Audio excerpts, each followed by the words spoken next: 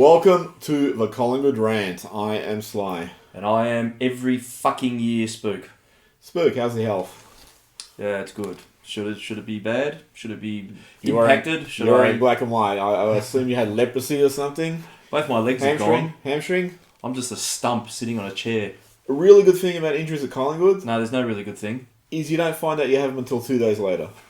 Get out of bed and bang, your leg goes. Well, it's like, I think it was Jake Noel that said during the week that training at Collingwood is more hazardous than playing on the ground. Training at Collingwood is more hazardous than serving in Kuwait. I wonder how many guys made it through the fucking car park today. Banner caused 4 injuries last week. Bruce Banner? Nothing that radioactive. So we lost to Richmond. That was a shock. Going into this game, we had a number of changes. We had Sharrenburg, Elliott, Thomas and Dacos come in for Sire, Aish, Appleby and Adams. All injured? All injured. Nobody types the word admitted anymore, do they? Appleby was dropped, I believe, but... On his head. Yeah, and then he did an injury. Crocker had been dropped, but then was a late inclusion, but then I guess that's a late retention. He's like a bungee jumper, really.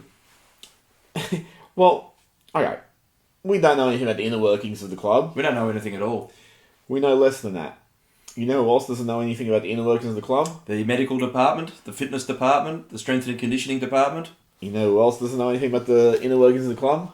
Who? Apparently the coaching department. Are they? There's enough of them. So you lose Sire to injury, and then Adams is a late withdrawal, so you now have no inside mid. Who would you then play? Wills? You'd think. No, I wouldn't think it. You'd play Ben Crocker instead. Oh, he's inside. He's inside the side. I didn't get that. I don't know. Maybe there's an issue on Wills, a question on his attitude, or I hear he does have a problem in the VFL that he racks up possessions. You don't want that in the seniors. No, and he gets through games unscathed. Yeah, and... Well, just recently. Sack was overlooked yet again. Angry Sack, apparently, the words... Good on Sack. With all these injuries, we had a full list. Fine, Sack's a VFL selection. But now that we have all these injuries, I would have thought Sack is going to be your centre-half back. Rufford is your full-back. Howe is going to be your third man-up interceptor. And then you fit Sharrenburg in there to get some experience and all that sort of stuff into him. I was really, I don't know, what's the right word? You know, when you're angry and frustrated. And fucked off. Yeah. You know, when I saw the way we set up at the beginning of this game, you know, who we played on Lynch and Rewalt, was like, do you not know anything about how to defend? Apparently not. Well, everyone had a go, though. It's like school footy. You have a go on the good kid. You learn something. First 5 minutes, we kicked the opening goal. We looked like we were on. Yeah, I did think that. You know, and then what happened? And then Richmond started playing. They went on. On. Well, they are from Thailand. They're a fighting fury. They overran us, I think it's fair to say. I think it's a reasonable assertion. And we've been saying this for a little while, but I will say it again. If you actually look at the statistics, we match up pretty well in the statistics. Damn lies and statistics. So 386 disposals, 404. So that's only 18 difference. 232 kicks to 248 kicks. 154 handballs, 156. Clearances, 32 to 34. Centre clearances, though, 7 to 15. Stoppages, 25 to 19 in our favour. Inside 50s, 49 to 61, so that's a little bit lower. Contested possessions, 150 in our favour to 142. Tackles, 50 to 59. Hitouts, 42 to 21. So you look at that and you think, well, it's a relatively even matchup. But I don't think we ever fucking looked like we were in the game outside of that first. No, I turned off. I turned off before the end, so I take it we only lost by 5 points. Oh, I think we did with these. Richmond just went into cruise mode and we got a few junk time goals that flattered us and made the margin look a lot better than it was. Now, one thing that really shits me, and this has happened the whole fucking year. Much vaunted midfield, greatest midfield in the history of football. On paper. It's ever been put together. On paper. Made of paper. Tissue paper. Yeah.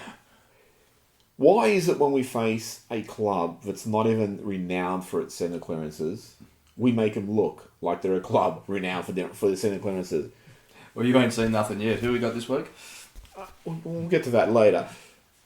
The amount... Could we just do it now and be done? And this is just not specific to the Richmond game, but Richmond really exemplified it.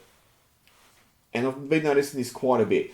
We get winner clearance, goes to a midfielder, handballs out to another midfielder. That midfielder just turns around and does this little hook kick around his body that goes 30 metres to fucking no one with no design. It's just designed to get distance. And that's it. And often there's a turnover.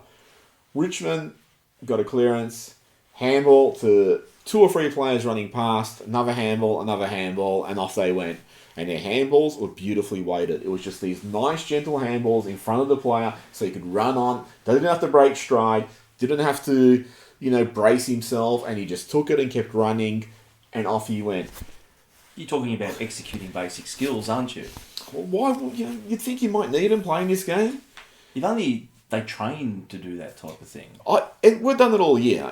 These fucking handballs we do, it's like we're trying to, I don't know, punch a hole through space and time. It's like, and you usually get the ankles too. Yeah, you got to angle it down there. Down the ankles, yeah. And it's like, the fucking old Bugs Bunny cartoons where you had someone zip off really quickly and you just had the ghost image of them. It's like we're handballing to ghost images because the player's already gone. They go, oh, hang on, I've got to turn around and get the fucking ball back. Why is it so hard to execute basic skills? Now, obviously we have the depleted side. That doesn't explain why experienced players are still struggling to execute basic skills. Treloar's disposal efficiency has been about 60% the whole year. And a lot of that is because of those fucking little snap kicks that he just, he seems to perfect those. Not getting him on the outside is a complaint the whole year. Pendlebury's disposal efficiency is down. Side bottom, he was going at 20% in the first quarter. If he could have fucked something up, he did it. He kicked it on the full. 3 in a row there that were just deplorable. Yeah, he kicked it on the full. He missed 2 players by themselves inside 15 in the centre. He fucking kicked it over his teammate's head. Why is it so hard? I don't understand this. And we'll get to the injuries later, but we have been talking about injuries for quite a while. When we get to the injuries, just remember I've only got 7 hours of storage on the camera. We'll just talk about one of them then. So we've been talking about injuries for a while. I've been talking about it for fucking years. And finally, Decades. The mainstream media is catching up and starting to highlight it. Maybe next they can actually highlight the fucking fact that basic skill execution is deplorable at Collingwood. Yep. And people have had a go at Mason Cox, for playing poorly, being 9 foot tall, playing a game in the wet, where they're bombing it on top of his head and not taking marks. I've always been very sympathetic of the forwards, whoever they are, whether it's Jarrod Blair, Mason Cox, Darcy Moore when he was down there.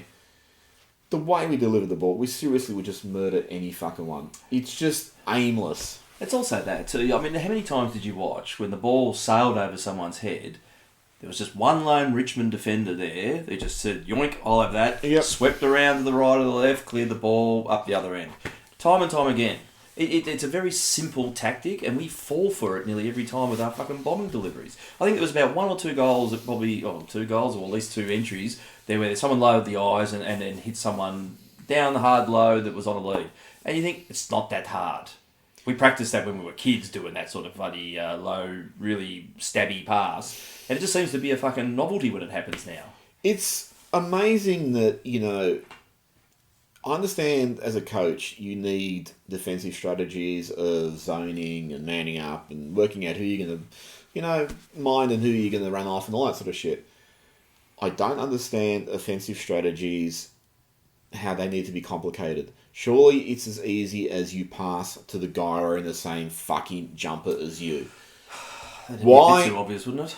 And I've always said this, why from fullback you can look for a target, well, we don't do that anymore, but you can look for a target and you can look for a target and look for a target and move the ball up to to the wing, and you get within 70 of goal and you just decide, I'm just going to bomb it as high as possible to the wrong side of my forward while he's getting swamped by 4 opposition players. I don't fucking understand the logic, or that there's no thought process to think, hang on, I'll just hold on. It consistently fails. And so why keep trying it? And on that too, sorry, before I forget, this has been going on for fucking years. And this is my issue. It's like, I understand if it breaks down once or twice, you panic a bit. It's been going on for fucking years. It's, when Darcy Moore was playing full forward, we killed him with the shit delivery. And people are going, oh, geez, is he any good? It's like, well, fucking put... Who's the best forward in the league? I don't know. Jeremy Cameron? Put him down there. He's not going to do any better. You know, you deliver it that way. And then the other thing too is we bomb the ball and you have no one front and square to crump. They're off to the sides. No, there's no effort to lock it in when it does hit the deck. But I just think they're not set up to fucking lock it in. And you see Cox too when he attacks a lot of the mark, or sorry, a lot of the contest. A lot of times he's just trying to tap because he's so grossly out of position that he's got no hope but to go for some massively against the inertia of his body tap totally the other way to players who aren't in position to try and bring him into the game. You know, people bag Cox. Maybe you should fucking bag A, the setup, B, the delivery, and C, the guys who should be doing the crumbing. Because they're doing fuck all too, and principally you need to blast the fucking midfielders, because their delivery is just shit. I don't know if there's a lot of talk about it. The game's been just pulled apart by everyone. What's actually worrying me is, yet again, and very much like his predecessor, Buckley isn't really showing very much imagination in terms of trying to address this slide. He's saying, I don't think we're that far off it. Maybe just click. I don't know. Fingers crossed, you reckon? Maybe it will. I don't fucking know. But, I really think they need to change something up. The thing he's changed up most is throwing Hoskin Elliott into defence. That's been out of necessity.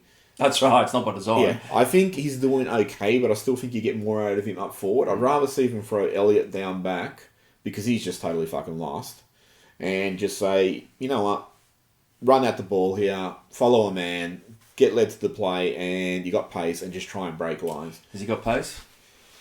Always, in our side, he's fucking... He's looking like a cripple at the moment when he's running. He's got good little bursts. Yeah, about this big. I just don't think that, you're going to get anything out of the forward line. It's not working. I think Hoskin Elliott is more critical. My criticism of Hoskin Elliott is in field play. In general, in goal play, I think Hoskin Elliott, is basically a genius. But they need to change it up. I'd seriously bring Goldsack in. I know people are saying, he's a VFL player and all that sort of shit. He's 184 years old, though. Who else are going to bring in? Will Kelly? Well, I don't think there's going to be too much of an option this week, to be honest. I reckon probably 8 more of them will drop between now and... Saturday. And even if it's something like playing Howe. Sunday, rather, sorry. Playing Howe up forward for a bit, rotating and bring Myercheck down back, but just change it up. And get Sidebottom out of the fucking midfield and play him up forward, where I think his skill set is dangerous. And in the midfield, I just think at times he gets possessions. And I was watching him pretty closely. He was terrible in the first quarter. He brought his disposal efficiency back up, but that was simply because there was a lot of safe disposals later on. And I reckon when he's around goal, he is a lot more audacious. He tries things. He has a great awareness of where the goals are. I'll give you that. I mean, we were talking earlier, and I just think Sidearm's actually gone backwards in terms of his temerity, the way he plays. He really used to take the game on. Look at the 2010 Grand Finals and the 2009 Finals. He really just sort of said, I'm going to go for it. I'm going to try something. He's lost that from his game. Often you'll see him sort of charge forward. It's like, can't do anything. And then he'll turn around and do some little backward kick, which is how he flutters disposal. Around goal, he doesn't have that wariness. He just goes, I'm going to fucking go for it. He runs hard, granted, but who gives a fuck? It's one of these things, that's not actually turning the game. Obviously, they can all run as hard as they want. They need to get players into positions where what they're contributing is going to offer a lot more to the side than what they're offering now. What would you think about, possible solutions? Winning games would be a good one. But we give that a try? With the personnel that you have at your disposal. Oh, look, it's a hard one, though, at the moment, because the structure that I think we've been trying to attain all year is just... It's always been at the edge of our grasp, and injuries that keep usurping those players from those positions. You look at what's running around at the moment now, and you can't see from week to week where you could structure something and make it stick. You're almost battling the 8 ball each week to say, well, we're fucked here. You're going to have to try and fulfill this role here, and you're going to have to fulfill this role. And then next week, let's just hope we can have some sort of consistency to have another crack at it that way. But even then, I don't think this is the great sort of fucking outcomes that we were trying to do. But this is what I don't think they should be doing. They're using patchwork solutions to try and... I think in some respects our hands forced. I mean, there's a couple of moves that you'd like to see happen, But if you try them and you don't work, well, at least you can say you've done it, but you've improved nothing anywhere. Now, I think they're obviously being trained and drilled and set up to perform a particular task / role, and it's just not clicking at any fucking point. But that's the point. It's not clicking, so you're not losing anything. It's not like you're taking... Yeah. It's not like 2011 when they're 180% and you would have said, oh, let's just change it all up. That would have fucked it up. You're not working at the moment. You need to find something else that's going to work. You need to find something that's going to galvanise the side, and in galvanising it, maybe it'll start clicking other parts, and then you can actually be a bit more flexible. I remember Alistair Clarkson years ago, he was rotating players and doing different things, and I think he just wanted to have that adaptability should he require it. We're setting up the same, and we're just sort of saying, well, this guy's out, we'll bring this guy in. You just got to play the same role, even though you're nothing like that player. Mm. And that really annoys me. Every player has an individual skill set. You can't just bring guys in and go, well, oh, look, Oscar and Elliott, Darcy Moore's out, so you just play his role. It's like, well, no, they're totally different players. Why do you think that would work? So I'd rather they actually just, as far as defence goes, Sack will always give you a contest. Got a hard body, ferocious, good leader, I think. Put him in defence in a centre-half back, and then set up how to be more attacking. Instead of, he ended up being on Rewalt. He did well, but it's like, well, that means you're just taking Howe out of the game also. I'd rather, Howe was played like Nick Maxwell 10 years ago. Yeah. You're the third man up, do whatever you need to do. And, Maxwell was 90% of the time he'd punch. Howe's a brilliant mark. Yeah. Use him in that. And look, if you're talking moves, there's one that I'd like to see go to the forward line for Stins too, because the way that we bomb the ball in, he's every chance to probably take a contested grab over everyone else at the moment. And who knows, you might actually go back and slot a few through. But I wouldn't mind if they just try, even something a lot simple, like just say to Cox, go stand in the goal square at every bounce. He should be played out of the goal square no matter what. And you can lead, but stay within about a 30-metre radius of the goal. If they flood back, then you can come forward, but don't come with your man, just stay a little bit further back. And make him, he's a key forward, but they don't actually use as a key forward. They only end up using him as a key forward when they need to bomb.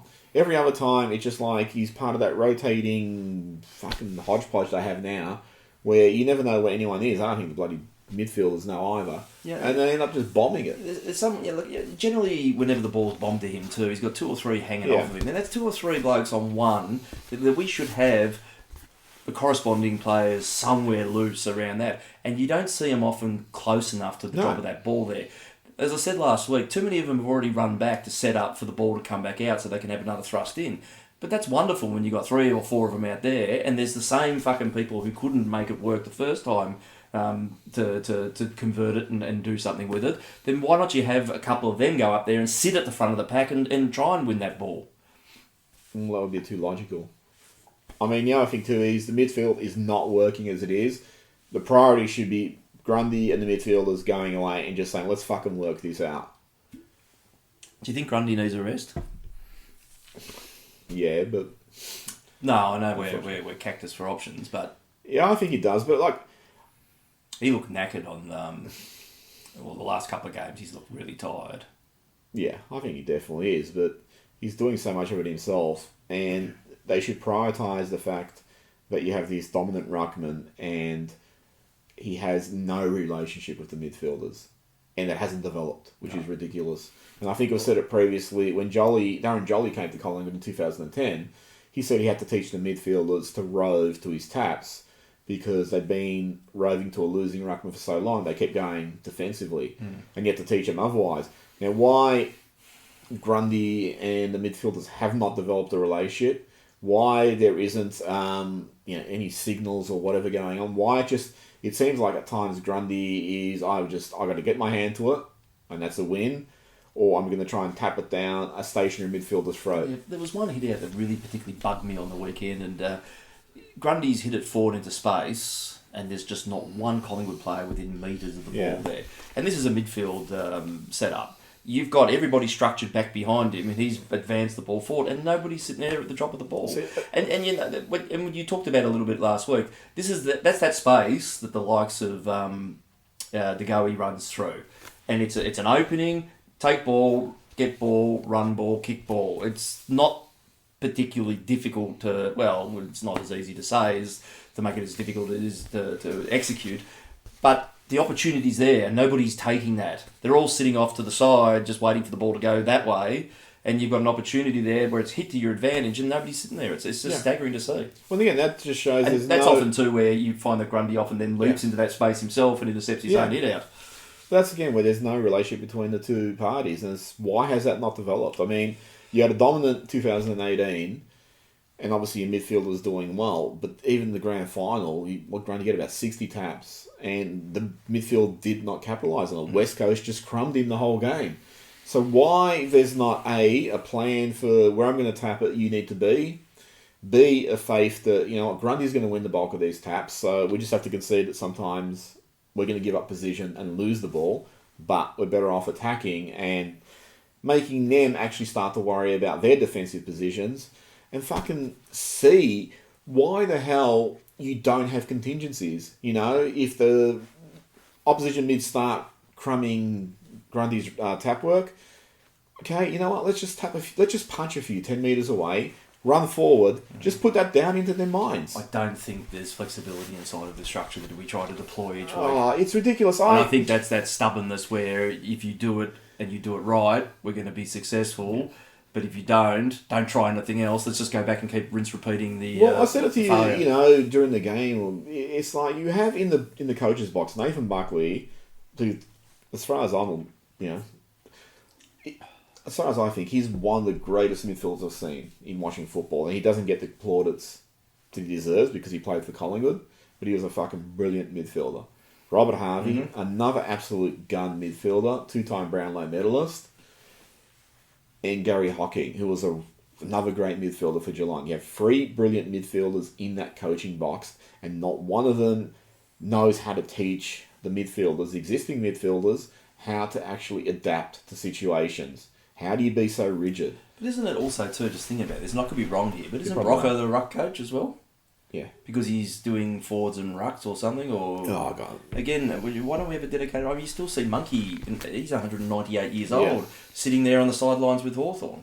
You need someone... I mean, I may have missed a lot of Rocco's career, but how much percentage of that was spent in the ruck? He pinch hit.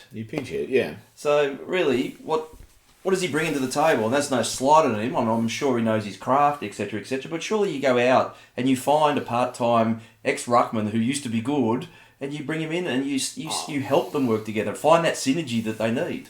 Honestly, right now, because Grundy's winning taps, so it's not a case of is he's... But you can win taps, but you're sending them where you need to go. Though. Okay, but that's I was going to get to. So he's winning taps. The midfielders aren't roving him. It honestly, for me, right now, is a fucking thing that those two parties should be sat down and said, let's work this out. If we're going to... Fine, we're going to have it structured, we're going to have it rigid, but we just need to know what's going to happen. And you get these midfielders moving to where you believe Grundy's going to tap it, and Grundy just, whatever it is, just fucking... If there's a signal going on between them, or if they have a little chat beforehand, or whatever, just say, this is where I think I'm going, let's set up. None of the midfielders seem to have that ability to improvise. And Buckley was great at that. Scott Burns was brilliant at that also. The midfielders just seem so... Like I said, I've said it all year, they're flat-footed. It's stagnant. Let me give you a slight hypothetical before we sign off from the match review. Mm-hmm.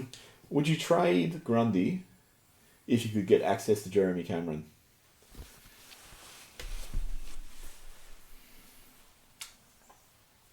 Can we pause this and I'll come back in about 7 days? Okay, we'll ask you in a week's time. My initial gut is no, but it bears merit. Yep. Yeah, you'd want, if you had to be selfish, you'd want something good in the wings, and I don't think we've got that. So we'd be cutting off our nose to spite our face, I think. What would you do? I'd probably do it. And I'd do it on the proviso that you could get Darcy Moore's body right. And if you get Darcy Moore's body right, he would become my ruckman. I thought there was going to be a little bit of realism in this slight hypothetical. Well, we're going to get to injuries in a minute. That's the way I'd be looking at it. My worry is Cameron, what's he, about 26, 27?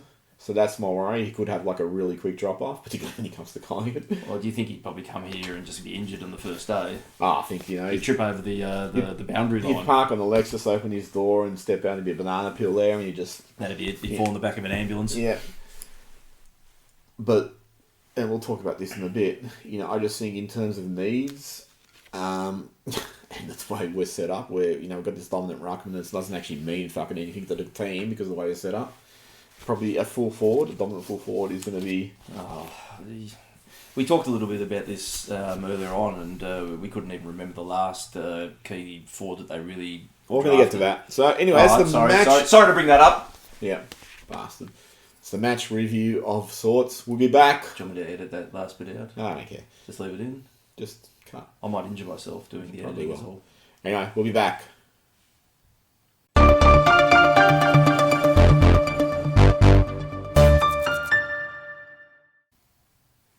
We're back with a new graphic. Collingwood injury crisis. It may say that. And I know there's some red lettering in it. Yep. How cool is that red lettering? It's pretty good. It represents blood and lots of it. Media are finally putting spotlight on not just the injuries this year, but the fact that it fucking keeps happening. From an article that Michael Gleason wrote, Collingwood's nominal Jackie's brother. Yeah. It's like Minnesota Fats. Collingwood's nominal best 22 have missed a total of 1,036 games since Buckley took over in 2012. I thought that meant the start of the year. Only Gold Coast missed more games, 1,062, from its best 22. From 2013 onwards, Collingwood's games lost to injury is the worst of all teams.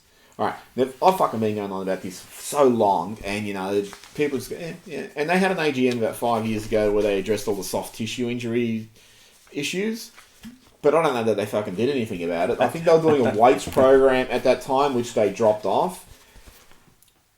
And you said this before, and we've said it time and again. Okay, 1 year is bad luck. 2 is, okay, well, we're going for a shit run. Once you get into 3 years, I think you need to be saying... It's cry for help. There's something fucking not happening. So, I'm just going to go through a few of the games. Following the win over the Eagles, John Noble, first game, does his calf. Welcome to Collingwood. Darcy Moore redoes his hamstring. Welcome back to Collingwood. Greenwood does a hamstring. Mm-hmm. More Collingwood. Elliott is out with soreness. Collingwood. Against the Giants, the only reported injury is Chris Mayne with a knee. Yay. But then, a couple of days later, Sire is then reported to be injured. H is reported injured. Well, Cox is supposedly out for the rest of the year. Yeah. So. And Cox is rumoured to miss with soreness. So, and I'm getting the feeling that Cox was probably forced. I don't know if forced is the right word. But he needed to play because, I don't know, I almost look at it like, I think they almost played him as a PR exercise. It's just like, we can't have this many players going out. Particularly when Adams was then a late withdrawal. So again, you have 3 players injured and you had question marks over Mayne and Cox. Against the Tigers, Roughhead's concussed. That's just really bad luck. Especially when we kick the ball into his head. Yep. Well... In fairness, it's good that we finally fucking hit a target. So, probably celebrate them. They're probably showing that at team meetings now. This is how you hit a teammate. Is it a Falcon a stat? Oh, fuck, Should be. Should be. We could lead something. We lose against Richmond. Do we? Yes, and this is what shits me at Collingwood too, is like, I go to games and I just look and think, no injuries. And then at the end of the day, I think no one limped off. They all look happy. Yay. But what I've learned at Collingwood is, they come a bit later. They come about 2-3 days, and then there's, like I said, I think it's PR. Or they'll come 4 days later, and it's like, oh no, they've done a hamstring at training. It's the hamstring they did at the game, but we just didn't report. It's reported that Goey and Quainer now are going to miss. There's speculation on how much they're going to miss. Jeff Walsh says that the Goey is going to miss only 10 days. Quainer has a hot spot. So hang on a second. 10 days? Yeah. Was that 10 Mondays? He's out for the rest of the season, surely. Well, Walsh is saying 10 days, so let's... This is 10 Collingwood days, though. Alright. I think Jupiter orbits the sun quicker than that. Okay, so let's look at during Buckley's run. You've had chronic injuries like Ben Reid, Jamie Elliott, Clinton Young, even. And the Gleason article talks about Collingwood's injury numbers inflated because they've had some chronic injuries in there, like Ben Reid. But, as I've posed, those guys chronic because of our player development, training regimen, whatever it is. So did we make them chronic? Reid was getting injuries prior to this, but like he was never missing huge chunks from memory. He played the whole of 2010. He cracked the bone in the grand final replay. And then you look at guys like Matthew Schoenberg, who came to the club with foot injuries, but then he did about 19 ACLs. Well, they weren't good enough. Those injuries weren't good enough. Nathan Freeman had never done a hamstring and then did the hamstring of all hamstrings, which kept him out for 2 years. And the goalie has had the ongoing problems.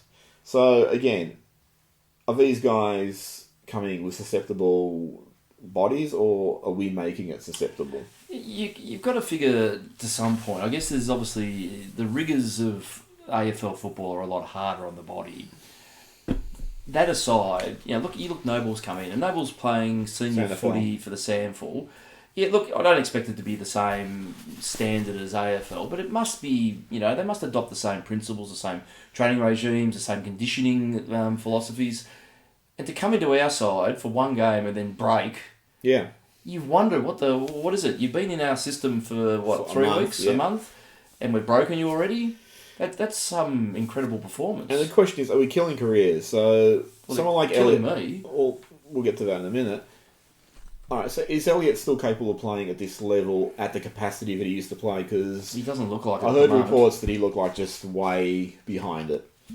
And you hope that's not the case. Same question mark hangs over Scharenberg's head, it hangs over Broomhead's head. Now, Broomhead was unlucky, he broke a leg, but prior to that he was having soft tissue injuries. See, Scharenberg's, it's a funny one, because, he's easy to look at, because you've had 3 ACLs. You will watch every minute of him going near the footy, expecting him to do another one. And at no point, I can't imagine even in 10 years' time, where you probably stop... where you stop thinking that. So you're going to have a bias towards players like that. Now, I think Scharenberg's return's been pretty encouraging. Yeah. He doesn't look like he's missed a beat. He's picked up from where he left off. And at his stage of his development, that's what you want to see. You want to see consistent improvement. If you can stay out there, I think he's still going to be a very exceptional player and be still a great contributor to us. And I wouldn't put a line through him yet. I think, again, we have the blinkers on when we look at Berg. Yeah. But... the problem is you're getting these players in and then they're not playing, so you're not developing talent. If you're not developing talent, you can't develop the team. So this is the defence I had of Buckley for about 4 years. Now, I did always qualify that by saying I don't know why they're getting so many injuries, whether that's part of something he's overseeing in training him too hard. That's just speculation, so I don't know, or if it's, and we'll talk about that later, or if it's something just coincidental. But, the one game I remember was against Port Adelaide about 5 years ago where they smashed us here. And we had guys like Josh Smith and Matthew Goodyear and Phillips, and there was another rookie in there. And it was like all these really low picks because all the other guys were out injured. So you can't develop as a team. And you see how quickly you can go from functional to dysfunctional this year, depth's an illusion. You can lose 5 guys who are just irrelevant, or not irrelevant, but replaceable. You lose 1 or 2 guys who are keys to your side, and I think Adams is the key to our side, then it just starts coming undone because you have no one else in that list who can do the same thing. You lose a half forward. Like Trelaw last year, they lost him as an outside type mid, and they replaced it. They actually, found a way to go on without him. But, Adams, and also Sy to an extent this year, they haven't had that input from them, and the midfield's really fallen apart. And the thing that frustrates me too is if you can't grow this team, if you can't develop a team because you're getting all these injuries, you're just pissing away the careers of guys like Scott Pendlebury, Travis Cloke before him, Dane Swan before him, because these guys are just forced to play in sides that are fucking imploding. And they're now forced to do more of a load because they don't have the support around them. And it's just frustrating. It's like you look at Pendlebury and you look at that 2010 squad, you would have thought, you know what? He'll play in finals for the next 5-6 years. He'll probably play in another 2 grand finals at least. He should win a Brownlow and all that. And I know players are unfortunate that they can just not play in finals or whatever. Chris Newman for Richmond, I think he only played in the 1 final or something. So sometimes it's just bad luck. But given we're in a position, you wouldn't have thought that would be the case. No. And this goes back to what we we're going to say before, is look at the list management. Who is the last key position player they took outside of Will Kelly this year? I think it's Bill Morrison. Who it could be. And as you pointed out, Will Kelly tore the hamstring off the bone. Great start. Welcome to Collingwood. Yep. Darcy Moore was a father-son. And then maybe the last time before that, if you could call him key position, was Jonathan Marsh. who they took with pick 85 or whatever, and then Corey Galt, who they took with pick 151. And the last key position there was probably, again, Jackson Payne was a lower pick and really more of a flanker type, but it was probably Chris Dawes. And that's going back to 2008 or 9. And then they took Reed and Brown a couple of years before that, and they took Cloak as a father-son. They've now got a side that's, because of the injuries, they have nothing to bring up to actually fill these roles. And they're, you know, I've always supported Mason Cox, but they're using someone who would never be identified as a key position player, Coxie would always be recognised as, well, that guy's going to be a ruckman. Yeah, definitely. You know? So, on top of their injury management, they haven't really cultivated replacements, and that's why they're now in the dire shit they are, because you're scrambling for who we're going to play, and it's like, well, there's nothing really to play, unless you want to play another 12 midfielders that we've got waiting and trying to develop in the VFL. Yeah, I mean, obviously Buckley still subscribes to that. I suppose if you look at the swoop squad last year, you had that unpredictability of a whole bunch of medium and small forwards that were just dobbing up and having weeks where they'd kick 5 or 6 and then vanish the next week. But it's all right because someone else filled that void. And now we've gone back to that big tall man whose moves like big slow iceberg. Elliot, who's just not getting out of second gear. You're looking at them as targets consistently, and it's just not working. The loss of Stevenson's crippled us in that particular respect as well. So it's, you know, some of it's your hands for, some of it is just not working, and some of it is comes back to, as you said, list management. We don't have, when these things don't work, we have nothing waiting in the wings that can come in and fill that void. Well, we'll talk about it more at a later date, but this cultivation at the end of the year, they got 3 aspects of that list they need to worry about. The older guys who just look like they're moving past it. The perennially injured. Yeah. The younger guys who are perennially injured and struggling, and then the much younger guys who either don't look like they're up to it or are going to take quite a while to get up to it. And outside of the core group, those 3 groups represent a big contingent of the squad. And you'd look at it and think, okay, there's probably about, if I was being totally stringent, and you can't obviously do that, but there's probably about 10 players you could cut. That's a rebuild. Yeah, and then you're just rebuilding. And if you're doing that, you might as well fuck off side bottom and Howe and train them out and see what you get. And, you know, you probably don't get very much for guys like Howe and all that at their age. And Pendlebury's pretty much finished. You'd just be doing what Hawthorn did with Luke Hodge and just going, well, you might as well just go to another club and all the best to you. And if you're in a rebuild yet again this quickly, then it really shows you that you fucking just did not build very well the first time. No. And one of the bigger issues too, again, is, I mean, you know, that Dane Beams pick, now everyone's now turning against it because they've wasted 2 first rounders. They really needed to prioritise what they needed, which was a key position player.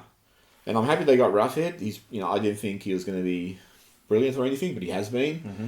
I would have loved if they went and got Steve May or just anyone else, and then they could have had May, Roughhead, Sack, Dunn. You know, again, they're all a little bit on the older side, but at least then you have about 3-4 years to use these guys, and you got Darcy Moore and all that, while you're looking for replacements in the draft. But they don't have that, and now they've got 48 midfielders. That Beams pick, we don't know or that Beams trade, we don't know what's going to become of it.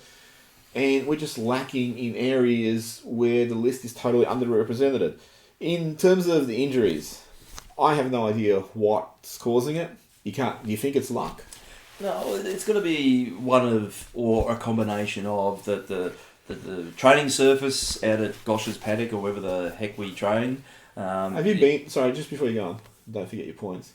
Have you been out to Gosh's paddock? I've driven past it, does that count? Have you walked across it? No, I've seen people walk up to their knees in it. Does that mean it's too soft? I've only walked across it a couple of times. And how many injuries did you have on the other side? I did 4 hammies. No, I only walked across it about 2 or 3 times when I've gone to functions out that way. It really is reminiscent of the sort of football over you get outside of high school. You know, and now you can't really run on the grounds. I mean, you can still go to like suburban grounds, but we could belong to a time that you could run out, have a kick. Running out on the MCG, it was like running on carpet. You know, same with Vic Park.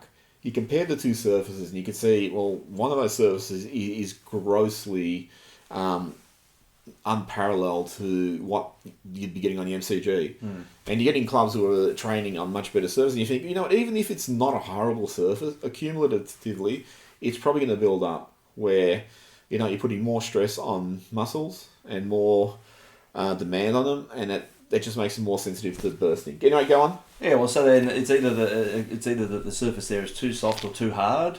I'm not sure which because I haven't walked across it, but it has to be somewhere where you are constantly doing that training that is having an impact on those lower leg muscles. Secondly, you'd be looking at strength and conditioning or the medical team or whatnot. Surely, as I said, look, you do something wrong, that's a mistake.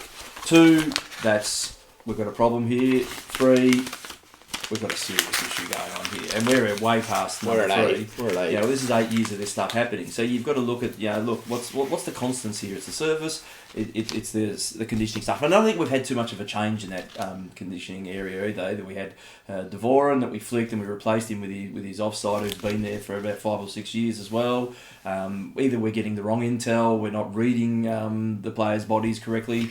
We're not acknowledging that the surfaces are potentially working in tandem with that if it's soft and it's causing strain and stress on those muscles that when they're put in under game load, that they're either fatiguing or snapping or breaking. Or the third one potentially too is you can't say unlucky, but we do seem to have a lot of the same types having the same type of injuries over and over again. And I think part of this also too is and it's ruthless, but we're keeping them on for too long and they're clogging lists. So I sort of disagree with that one a little bit, because I look at guys like Reed and Elliott and other players that have soft tissues injuries, and I just think whatever we've been doing is contributing to them becoming chronic. Now, I understand that some players are going to become chronic. It would have to be grossly unlucky to get so many players. It seems unlikely, I agree. Yeah, and however, those potentially that we've built those breakages. It would be really interesting to look at players who've left Collingwood and see how they're fared. I mean, Stevenson done okay with Adelaide. Heath Shaw's been really strong with Giants. Daisy's done okay. He missed a couple of seasons, but he's sort of now in his later years he seems to be stabilising. But he had that ankle injury which he carried over from Collingwood. How's Fast going?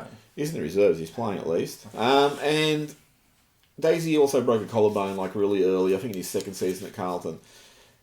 I don't know if there's any more. I mean, Dawes constantly had problems at Melbourne. But again, that's Melbourne. Are these things they've carried across and all that sort of stuff. So it'd be interesting. I mean, you posed an interesting point because Elliott is now not signing a contract. Well, hasn't signed it yet. And if he went to somewhere like Hawthorn and they rehabbed him and he came out strong, you'd look at it and go, well, obviously there's now something fucking wrong. But it comes down to really, look, there is some issue. It can't just be bad luck that all this is just constantly happening. And you qualify that other statement about the Ellie one. You look at Scully, his ankle was in 84 different pieces. Yeah. Hawthorn rebuilt him and had him up and running pretty much earlier on the season. Lynch was never meant to walk again. Gone to Richmond, bang, hasn't missed a game since. Yep. It's doable. We just don't ever seem to pull off these miracles. I remember the legendary Collingwood supporter Foxy talking about Surioli and just said he had chronic hamstrings and Hawthorn rehabbed him and he barely missed a game after that. It's doable. I mean, I just don't think we have the right personnel there. I don't think they have the right anything. Off. Yeah, and it's not a question. There's a lot of sentimentality at Collingwood. We probably hold on to things for too long. Now, there's some of this. I mean, the hand's going to be forced with moving some of these people on, because you just can't keep doing this every year. We can't get into a position where we're going to contend and then just drop off quicker than a leper's proverbial because the cattle just can't get on the park. It just makes a folly of the entire season. And look, and you could say that this year, last year, there could be incidents of bad luck, but this is 8 years of this now. No, it can't be bad luck. The fucking same stuff over and over again. It's tiring as a supporter. I'm sure it's tiring to the club, but something now has to absolutely change. And I'd restructure the entire club from the top down. I'd start from the bottom up. The one comparison I'd also look at is 202-203. We played in 2 grand finals. Lost. How do we go? Oh, jeez, it's Collingwood. 04-05 were just clusterfucks. And we had so many injuries. Rocket did his Achilles. We had the chronic hamstrings. Fraser did a knee. I mean, it's just everyone was getting injured. Andy Loken sprained his hair. But I think you look at those sort of seasons and you go, well, you know what? They had 2 real hard assaults at the flag. So collectively, maybe that's contributed. Maybe just also, like I think sometimes, when shit goes wrong, you lose 2 grand finals, the club can just implode mentally and be dispirited. St Kilda did it, we did it. Yeah, so and I think that's normal. But then they came out of it. 206, they were back in the finals. Buckley played pretty much the whole year. 207, he had hammies again, but 206, 207, Rocker was part of the, regular side. They got all those other guys back up. So they came out of that bad injury plight and they rebuilt the side, and there was no one, off the top of my head, I don't recall anyone who had injuries in those 2 years who carried him over from 206 onwards. Maybe the only one was Sean Rusling, who kept doing shoulders and shit like that, but that looked like that was a problem he brought across. So it can be done. That it just keeps happening and happening and happening, and you just really... Honestly, I get messages from people. I hear my phone buzz, and when I see it's like a Collingwood message and it says, link, and I just think, okay, someone's down, someone's injured. Another one bites the dust. Yeah. And I'm actually fucking scared to open these things, and now I just wait and think, okay, the club hasn't reported an injury, but they're really good at the late withdrawals, the Thursday report, actually, this guy's out. So I just expect the fucking worst now. Well, So you look at the faster where we are now. There was a graphic that came out this week of the injured side. Yeah. You can now literally field, 20, 22 players 22. And form a side. This week, we've got 29 players to select from. Yeah. So, I mean, that's just absurd. How you can actually get on the park and do anything from here on in is going to be a miracle in itself. Well, I mean, they've still got a core structure, so, the possibilities are there, no doubt. Yeah. It's an uphill battle. Anyway, we'll be back with the match preview against the might of the Gold Coast. Yeah. Is there a point? I was going to call... How many players are we going to lose in this station break? Fuck, I don't know. Anyway, we'll be back.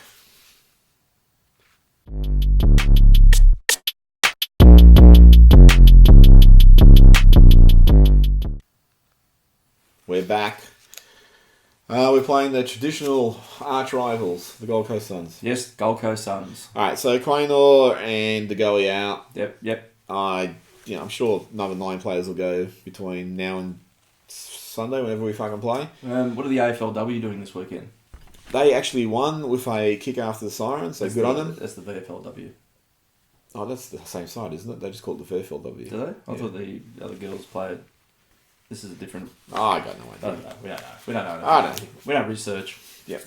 And having said we don't research, reserves lost by 55 points against Richmond, but I'm surprised they could actually field the side. Rupert Wills played well. Tim Broomhead, 25 disposals and 10 handballs. Give him another crack. Oh, well, you're going to have to now. I don't know who they're going to bring in. I mean, I think they've got to play Sack. So the definite outs are De Goey and Quaynor. So we need someone to run off the half-back line and someone to do everything else. Someone to do all the heavy lifting. I think they definitely need to play Sack. I would play Sack in Howe's spot and play Howe up forward to replace De Goey. I'd bring in Broomhead. I would definitely debut, providing he is still fit in 7 days' time, Tyler Brown against us. I think he'd almost be due for a call-up. He was emergency last week. He'd have to be close. But this would be a good team to... What about Wills? I'd play Wills. Yeah. Did you mention Wills? Yeah, I said I'd play Wills, Broomhead. Did you say it twice so I could hear it? I don't know. Wills, Broomhead, Brown, and Sack. Crocker... It's all the big names, really. Yeah, Crocker can go back down. Is there anyone in the wings you think might just sneak in this week? Beams is back at training. You wouldn't pull off a miracle, would you? Well, they said he'd be about 3 months away, so when you did the original hip. Yeah, the hip and the mental health. I wouldn't think he'd come back to training if the mental health was going to keep him out of playing. I'm thinking he must be coming back and getting a sense of whether he can be there. Up for finals. Yeah. And when you did the original hip injury, they said he'd be back, or he'd be out 3-4 months. And so it was like, we talked about it, like, well, you'd probably be right for finals, but would you play? And it's like, well, now you have to, if you can get him right. I'd also have to look at this and say, you know what, some of these guys are probably going to have to play in finals, should we definitely make it. Wills, I think they just need to say, you know what, go in the middle, we're going to give you 3 weeks at this, run around, crash, get possessions. We're not going to drop you. Just show us what you got. Sidebottom would move up forward because you totally lack firepower up there. Who are you going to move to the wing? I would move Maynard to the wing because you're going to get Sack in defence. I mean, I juggle it around just a little bit just to try and get some stuff happening. Shuffle the deck chairs on the Titanic, you reckon? I'm not quite there yet. Broomhead would have to play forward and give him a bit of a chance. And Broomhead's another one. I don't know if he's eligible because you pointed out he's a rookie. But Broomhead's another one where I just say, you know what, we're going to give you 2 free weeks of this. Because we have fucking no one else to select. Let's see what you can do. And you're playing for a contract. Because of what we're talking about, the list management before, you can't cut 10 to 12 players. You're going to have to, that's just going to totally gut the club. So these guys like Broomhead, and Wills, they're looking at like, you know what, you may get a new contract for a couple of years and, you know what, who knows what will happen from there, and you provide a little bit of depth also. Crocker, I think, has had enough of a run to say... A year later? Yep.